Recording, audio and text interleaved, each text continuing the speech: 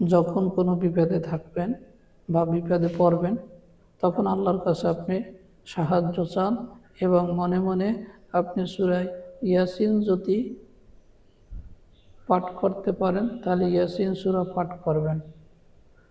ইয়াসিন সূরা সকল বিপদ থেকে আপনাকে রক্ষা করবে, তাই বেশি বেশি ইয়াসিন সূরা পাঠ করবেন।